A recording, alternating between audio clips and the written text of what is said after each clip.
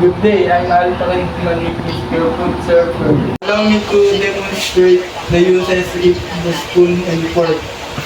As I serve, Yes. can I get the spoon and fork? Yes. Please put the spoon in the right hand. And the fork in the front of the spoon. Now, you have a tongue.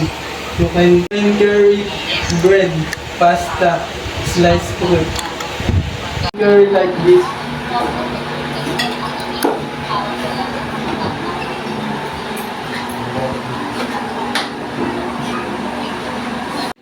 Would you like to try it, sir? Sure.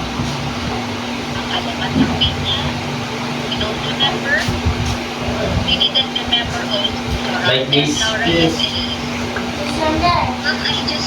For your time, I will appreciate. Enjoy your meal. Have a nice day. Excuse me, sir.